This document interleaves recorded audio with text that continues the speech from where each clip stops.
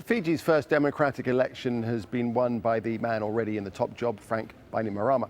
He took power after a coup 8 years ago and has always promised an election. Now his party has won 60% of the votes, but opposition parties aren't yet accepting the result. Andrew Thomas reports from the capital, Suva. 354-27. As the night went on, the lead stretched. Fiji's unelected Prime Minister was about to be elected. Frank Bainimarama has ruled Fiji since taking power in a military coup in 2006, but this apparently comprehensive win gives him legitimacy. On Thursday, Bainimarama himself kept a low profile, but it wasn't hard to find people who'd voted for him. I feel very happy, like all the people in Fiji too, happy that he has won left. Fiji First appealed across traditionally divided ethnic groups. Political splits between indigenous Fijians and Fijians of Indian descent have been behind a culture of government changing by force.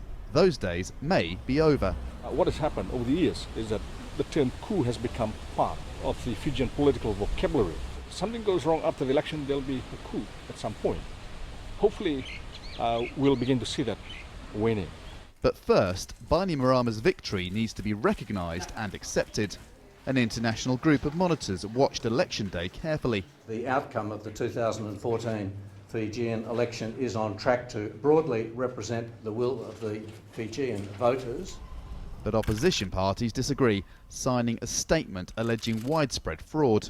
For example, the tampering of ballot boxes, removing of ballot boxes from polling stations without being counted, the inclusion of large-size files and envelopes in ballot boxes that could only have been placed in it through the opening of the ballot boxes, as they cannot fit in the slots provided of the ballot boxes. And then there is the question of how fair the overall environment was. Some say the unelected Bainimarama should have stepped down before contesting the election.